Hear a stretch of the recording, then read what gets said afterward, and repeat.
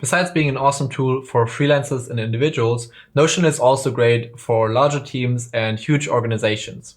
And in these cases, you have more challenges to restrict and to control who has access to which pages inside of your Notion workspace. And that's why Notion has features for teams and organizations that address these issues. And these are the features that we'll talk about in this video. So as we talked about in the last video, there are 3 different types of user roles in Notion. We have admins, we have members, and we have guests. And typically in a team or an organization, you will be one of the members. So this is the most common role in larger organizations. Now, Notion team workspaces have some additional rules and additional capabilities that I want to show you in this video. First of all, Notion workspaces for teams have some additional capabilities, and they are organized a bit differently because you have different sections in your workspace that are meant for different people. So the first one would be the main workspace section. And this is basically the section that is shared with multiple people, or that's shared with the entire organization. So if you have a company with 1,000 employees, then pages in here might be shared with 1,000 people. And so you obviously don't want every page to be in there. And there are some restrictions on how to restrict these pages as well. But generally speaking, these are the pages that lots and lots of people have access to. Now, you also get a private workspace. So this is basically your private area of the Notion workspace. And this is completely private to you. Only you can actually see the content in this area.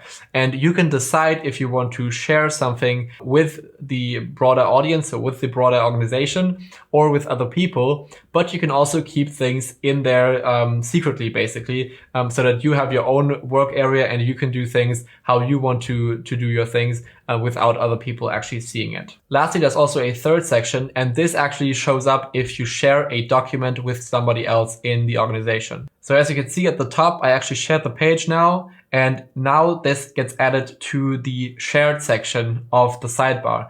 So these are all the documents that you personally shared with a couple of people, maybe 2 of your teammates, maybe 1, maybe some of your guests or so.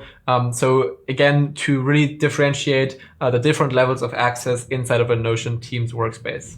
Now imagine having a large company with thousands of employees and you want to basically assign access to a limited amount of those people to a certain page. Do you have to go in and add 500 people manually? And fortunately, you don't have to do that because Notion has a feature for that called Notion Groups or Notion User Groups, basically.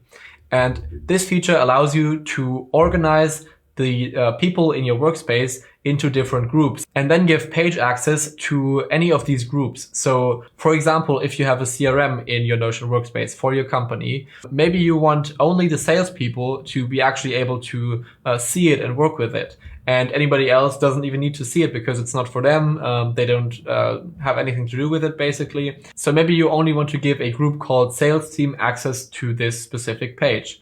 Now, maybe you also want to give another group access to edit the page, or maybe the support team might also be able to view the page. So you can really vary these levels of access for the different user groups. Overall, this obviously helps you to limit the time you spend on giving access to people and instead giving access more to specific groups so that you can give, hundreds of people access at a time without having to add them manually.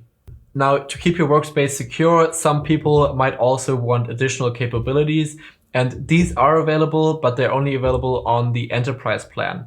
And these are settings like preventing members of your workspace from sharing pages publicly, or preventing them from exporting the page content, preventing them from moving content across workspaces, and stuff like this. So these are some additional security capabilities if you need them, but they are only available on the enterprise plan. So you might want to check that out if this is applicable to you. To finish up, there's one more feature that's pretty helpful for teams, and that's to set up allowed email domains. And that basically means that you can set your workspace to automatically accept anybody with an email that has your domain or one of your accepted domains to sign into your workspace. And that makes it easier for new people on your team to quickly get access to your workspace without having to ask somebody for permission and then having to be invited manually. So this is a nice option for teams, especially if you have lots and lots of new people coming into your organization.